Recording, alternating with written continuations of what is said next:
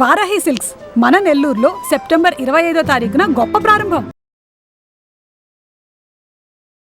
నమస్తే రమగారు. నమస్తే జయ. రమగారు, మనము దసరా స్పెషల్ ఏ రోజుకు ఆ రోజుకి సంబంధించిన వీడియోస్ చేస్తూ ఉన్నాము. మొదటి రోజు పాడ్యమి రోజు, ఈరోజు అనుసరించాల్సిన విధి విధానాలు ఏంటండి? అమ్మవారిని ఈ రోజున బాలా త్రిపుర సుందరి అవతారంలో వెలయిస్తారు. బాలా త్రిపుర సుందరి అంటే 9 ఏళ్ల బాలిక స్వరూపంలో ఉన్న అమ్మవారు. ఈ రోజున ఈ వెలయించడంతో పాటుగా ఇవాళ నుంచి మనం దసరా పూజలు మొదలు పెడతాము. నవరాత్రులు అంటే పొద్దున్నే కలశం పెట్టుకోవటం, ముందే ఇల్లు శుభ్రాలు అవి చేసుకుంటాం, చక్కగా మామిడి తోరణాలు కట్టడం, వాకిళ్ళకి గుమ్మాలకి పసుపు రాసి బొట్టు పెట్టుకోవడం, తులసమ్మకి కాస్త పసుపు రాసి బొట్టు పెట్టి ఒక దీపారాధన చేసుకోవటం, తర్వాత కలశం పెట్టదలుచుకున్న వాళ్ళు కలశ స్థాపన ఉదయకాలం చేసుకుంటాం. కలశం పెట్టడము, అఖండం పెట్టదలుచుకుంటే అఖండం కూడా ఒక చిన్న మంచి మూకుడు, పెద్ద సైజు మూకుడు తీసుకోవటం, దానికి పెద్ద ఒత్తి, దానికి సరిపడా కొంచెం లోపల 2-3 చుట్లు వచ్చి పైకి ఒత్తి వచ్చేలాగా పెట్టుకోవాలి. కరెక్ట్ గా వేసామనుకో ఒత్తి ఇదైపోతుంది కదా, పొడి తీసిన కొద్దీ ఒత్తి చిన్నదైపోతుంది. అట్లా కాకుండా మెలిపెట్టిన వత్తిని ఒక 2 రౌండ్లు లోపల నూనెలో ఉండాలి, ఒక్కొక్కస పైకి రావాలి. మనం ఇది తీస్తున్న కొద్దికి సరిపోతుంది అనమాట. తర్వాత మా మూకుడులో చక్కగా నిండుగా ఆజ్యం పోస్తారు. మీరు నెయ్యి పోయదలుచుకున్నారో నూనె పోయదలుచుకున్నారో మీ విధానం పోసుకోవటము. వెలిగించి ఒక చోట కదలకుండా జాగ్రత్తగా రక్షించగలిగే ప్రదేశంలో, చిన్నపిల్లలు ఉండకూడదు, గాలి తగలకూడదు, ఇతరత్ర నడిచే వాళ్ళ బట్టలు రెపరెపలు వస్త్రాలు తగలటము లాంటివి జరగకూడదు. అట్లా చక్కగా మంచి ఏర్పాటుగా ఒక చోట అఖండం వెలిగించి పెట్టుకోవటం, అఖండం పెట్టడము. తర్వాత ఈ కలశ స్థాపన చేసుకోవటము. ఒక వినాయకుడిని పెట్టుకుని చిన్న పసుపు గణపతిని చేసి వినాయకుడిని ఆవాహన చేసి తర్వాత విసర్జన కూడా చేసి పక్కకు పెట్టుకోవటం. అప్పుడు అమ్మవారి ఆరాధన. మీరు ఏ పటం పెట్టుకోదలుచుకున్నారో ఒక పీట మీద, ఒకవేళ ఈ కలశం పెట్టము, ఒక పీట వేసుకుని, లేదా మనకున్న రెగ్యులర్ దేవతార్చన ఎక్కడుందో అక్కడే ఈ అమ్మవారి ఫోటో మీరు ఏది పెట్టుకుంటున్నారో, సాధారణంగా పెట్టుకునే ఫోటో ఏంటంటే మనకి అమ్మవారి ఇట్లా కూర్చుని ఉంటుంది, పరమేశ్వరుడి మీద కూర్చున్నట్టు, అటు ఇటు సరస్వతి లక్ష్మి ఇద్దరు విసురుతున్నట్టుగా ఉండే పరివారంతో ఉన్న లలితా పరమేశ్వరి పటాన్ని అయితే బాగుంటుంది. మొత్తం అన్ని అవతారాలకి మనకి ఈ ఫోటో సరిపోతుంది. ఈ ప్రతిమ విశేషం ఏది ఉందో ఫోటో కానీ ఇంకో చిన్న ప్రతిమ కానీ పెట్టుకోవటం. తర్వాత అన్ని పువ్వులు అన్ని సిద్ధం చేసుకోవటం. ఏ రంగు వస్త్రాలు వేస్తాం రమ్మగారు? సాధారణంగా పింక్ మనం వేసుకున్న లాంటివి మంచిది. గులాబీ రంగు లేతదైనా, ఇందులో లైట్ కలర్, ఇందులో డార్క్ కలర్, బోల్డ్ అన్ని రంగులు ఉంటాయి కదా, ఏదో ఒక రకం వస్త్రం. అంటే మీరు ప్రతిరోజు ఒక వస్త్రాన్ని అమ్మవారికి సమర్పించటం, పూజ చేసుకుంటాము. వస్త్ర సమర్పణ చేసేటప్పుడు ప్రిఫరబుల్లీ పింక్ పెట్టుకోండి గులాబీ రోజు, మొదటి రోజు. సరే, ఇది ఏర్పాటు చేసుకోవటము. తర్వాత ఈ రోజున మొదటి రోజు కాబట్టి స్టార్ట్ చేస్తున్నాం కాబట్టి కొంచెం బాగా గ్రాండ్గా చేయాలని భావిస్తే కనుక మీరు పులిహోర, పాయసము అలాంటివి చేసుకోవచ్చు. అమ్మవారికి ప్రత్యేకంగా నివేదించేది ఏంటంటే ఇవాళ కట్టి పొంగలి, తర్వాత కేసరి, ఈ 2 నివేదన చేస్తారు. మీరు ఇంకా చాలా చేయొచ్చమ్మా. పాలు పళ్ళు పెట్టుకోవచ్చు. ప్రతిరోజు నియమంగా పెసరపప్పు నివేదన, పెసరపప్పు నానబెట్టడము, దాన్ని నివేదించటము.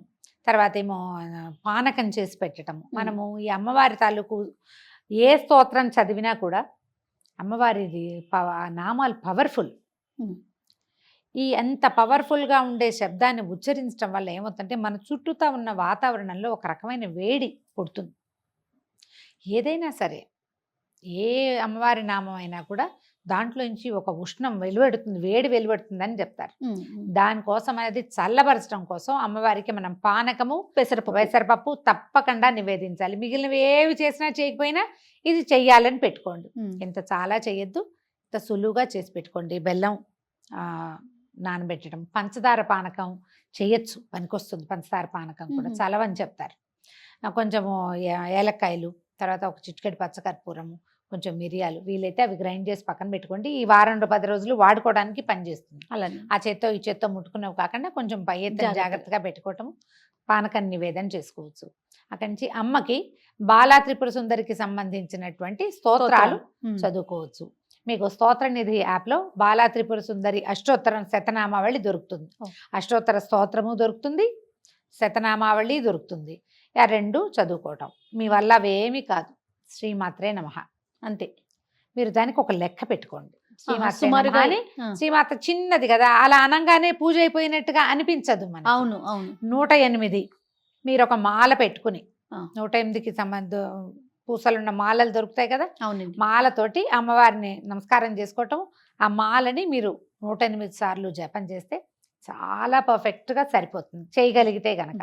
ఇంకా కుంకుమ పూజ కూడా ఈ రోజు నుంచి మొదలు పెట్టుకోవచ్చు. మనం చిన్న ప్రతిమ విశేషం ఏదైనా పెట్టుకున్నాం, ఇట్లా ఉన్న ప్రతిమ లేదు మన దగ్గర, చిన్న గుండ్రటిది లలితా త్రిపుర సుందరివి మనకి రాగిది పెట్టుకోవచ్చు, చాలా మంచిది. వెండిదో లేకపోతే పంచలోహాలదో, బంగారు రూపు ఏదైనా లక్ష్మీ రూపు ఉందనుకోండి మన దగ్గర, దాన్నే త్రిపుర సుందరిగా భావించి బొట్టు పెట్టుకోవచ్చు. లక్ష్మీ రూపులు అందరి ఇళ్లలోనూ ఉంటాయి, ఏదో ఒక శ్రావణ మాసంలో కొనుక్కుంటాం కదా, పసుపు పెట్టండి, దాని మీద బొట్టు పెట్టండి, తయారైపోయింది అమ్మ. ఇక ఒక చిన్న దీంట్లో పళ్ళెంలో సెపరేట్గా పెట్టుకోండి, తమలపాకు వేసి దాని మీద ఈ అమ్మవారి ప్రతిమ విశేషం మన దగ్గర ఏది ఉంటే అది పెట్టుకోవటము. మీరు ఒకవేళ 108 సార్లు కాకపోతే ఇంత సమయం పెట్టుకుని చేసుకుంటాం అనుకోండి జపం, అమ్మవారిని తలుచుకుంటాం, అప్పుడు ఒక చిటికెడు కుంకుమ పట్టుకోవటం, వేసేయటం దాని మీద, అమ్మవారి మీదకి సమర్పించేసేయటమే.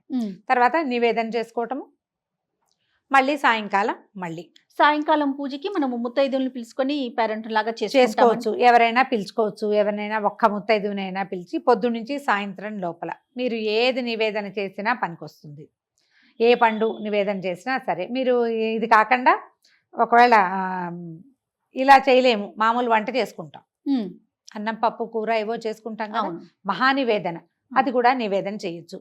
ఏ పాత్రలో వండుతామో ఆ పాత్రతో సహా తెచ్చి పెట్టచ్చు, లేదా ఒక అరిటాకులోనో ఒక వెండి పళ్ళెంలోనో, మనం ఎంగిల్ చేసిన పళ్ళాలు కాకుండా రోజువారీ మనం తినేవి కాకుండా ఒకవేళ అందులోనే ఉంటే దాంట్లో ఒక అరిటాకు వేసేయండి. అరిటాకులో ఈ చక్కగా అన్నము కూర పప్పు వేయటము, దాని మీద కొంచెం నెయ్యి వేసి ఒక చిన్న బెల్లం ముక్క, ఒక చెంచాడు పెరుగు వేసి చక్కగా నివేదన చేయండి. పూర్తి స్థాయి ఆహారం వచ్చినట్టు.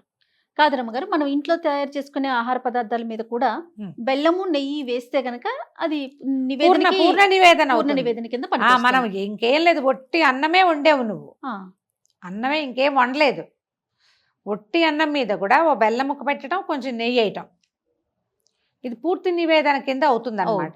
ఇది సమర్పించుకోవటము, ఒక నమస్కారం చేసుకోవటం.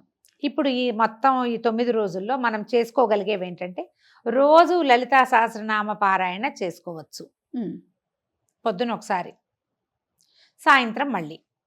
ఒకవేళ కాదు ఇంకొకటి ఏదైనా చేయాలంటే లక్ష్మీ అష్టోత్తరం పారాయణ చేసుకోవచ్చు ప్రతిరోజు, లక్ష్మీ సహస్రనామం చేసుకోవచ్చు ప్రతిరోజు. ఈ 9 రోజులు ఏంటంటే మహాకాళి, మహాలక్ష్మి, మహాసరస్వతి రూపాలలోనే అమ్మవారు కొలవబడుతుంది. మీరు ఏ రూపంలో భావించినా ఆ రూపంలో మనకి కనపడుతుంది, మన వెంటుంటుంది. ఎలా కావాలంటే అట్లా చేసుకోవచ్చు. అయితే లలితా సహస్రనామం చేసుకోవాలంటే సహస్రనామం చదువుకోవటం, ఓ చిటికెడు కుంకుమ పట్టుకోవటం, చదువుకోవటం, ఈ కుంకుమని అమ్మవారికి సమర్పించేసేయండి. నివేదన చూపించి ప్రతిరోజు అమ్మవారిని కదపాలా, ఇలాంటి ప్రశ్నలు వస్తాయి, ఏమీ కదపద్దు. ఈ 9 రోజులు కూడా అలా కదిపే పని లేదు. మీరు పటం పెట్టుకున్నా, ప్రతిమా విశేషం పెట్టుకున్నా, కలశం పెట్టుకున్నా అమ్మ అక్కడ చక్కగా కూర్చుని ఉంటుంది. మనకి లలితా సహస్రనామాల్లో బాలా త్రిపుర సుందరి ప్రస్తావన చాలా క్లియర్గా చక్కగా స్పష్టంగా కనపడుతుంది.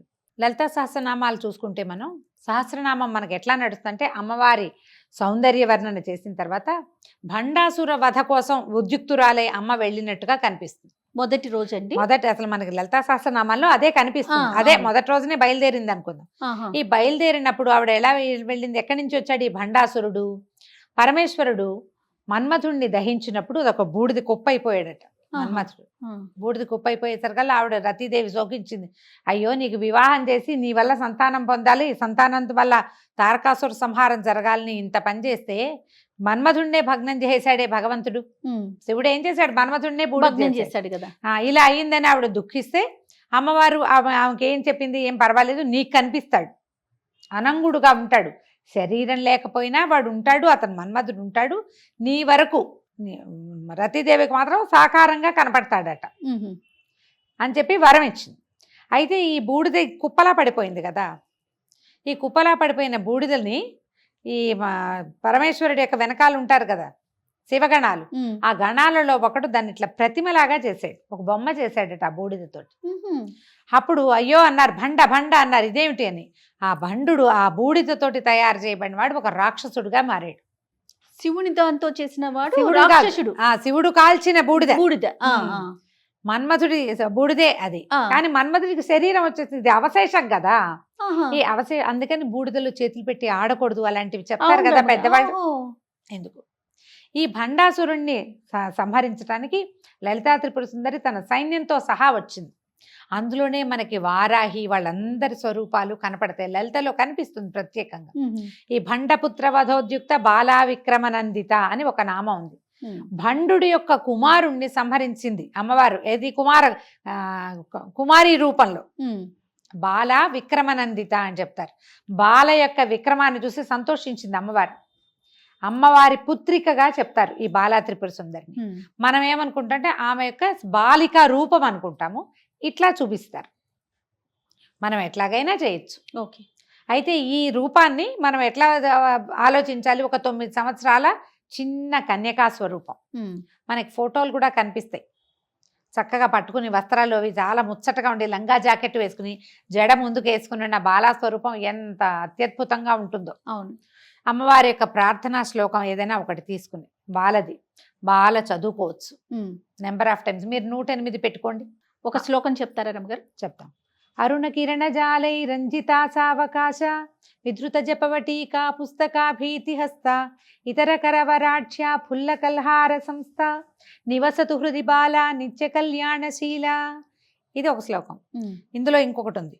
మాలాశ్రుణి పుస్తక పాశహస్తాం బాలాంబికాం శ్రీలలితా కుమారీం కుమార కామేశ్వర కేళిలోలాం నమామి గౌరీం నవవర్ష కన్యాం. శ్లోకంలోనే నమామి గౌరీం నవవర్ష కన్యా, 9 ఏళ్ల కన్యకా స్వరూపంలో ఉండి ఉమ్. కామేశ్వర కేళిలోల కామేశ్వరుడితోటి ఆడుకునేందుకు సంతోషించేటువంటి అమ్మని నేను కొలుస్తాను. శ్లోకంలోనే చెప్పబడింది. ఈ 9 ఏళ్ల కన్యకా స్వరూపంలో ఉన్నటువంటి బాలని ఈ తొలి రోజున మనం అర్చన చేస్తాం. మీరు ఇదంతా చెయ్యం. ఒట్టి నమస్కారం, దీపారాధన చేయండి, పంచోపచారాలు చేయండి, దీప ధూప నైవేద్యాలు అంతే. మధ్యలో గంధ పరికల్పన, పుష్పం కానీ గంధం కానీ పరికల్పన చేయండి. పువ్వులు పెట్టండి. ఆ. పువ్వులు పెట్టడం, దీపం ధూపం నైవేద్యం, ఉమ్. నమస్కారం. ఆ నమస్కారంతో ఏదైనా ఒక్క ప్రార్థనా శ్లోకం. ఈ ప్రార్థనా శ్లోకం నేను చెప్పింది వివరంగానే వినపడుతుంది కాబట్టి అవును. ఇదే మీరు 11 సార్లు 21 సార్లు 40 సార్లు లేదా 108 సార్లు చక్కగా సాకల్యంగా చదువుకోవచ్చు. మంచి ప్రార్థనా శ్లోకం. ఈ శ్లోకాన్ని నేను ఎక్కడి నుంచి తెచ్చానంటే వేములవాడ రాజరాజేశ్వర స్వామి దేవస్థానంలో ఒక గోడ మీద శిలాఫలకం మీద ఉన్నాయి ఈ 2. ఓహో. నేను ఎప్పుడో వేములవాడ వెళ్ళినప్పుడు కనపడేసరి కదా తెచ్చుకున్నాను నేను. అదే. నాకు విడిగా ఎక్కడ పుస్తకాల్లో ఇవి కనిపించలేదు. మీకు ఎక్కడైనా దొరికితే అది చదువుకోండి. స్తోత్రనిధి యాప్లో బాలాంబికది మనకి అష్టోత్తరం దొరుకుతుంది. అష్టోత్తర శతనామావళి చెప్పుకోండి, పువ్వులు సమర్పించండి, నమస్కారం చేసుకోండి. సాయంకాలం ఇదే మనం రిపీట్ చేస్తాం. ఆహా. ఉదయం ఒట్టిగా నమస్కారం చేసుకుని లలితా సహస్రం ఏదో చదువుకుంటే సాయంత్రం ఈ విశేష సేవ ఉంది కదా, ఏదైతే అవును. మనం బాలాంబికకి చేసుకుంటామో అది చేసుకుని నమస్కారం చేసుకోవటమే. మళ్ళీ రేపొద్దున ఇంకొక దేవతామూర్తిని అర్చన చేసుకుంటాం. సంతోషం రమ్మగారు. నమస్తే. నమస్తే జయ.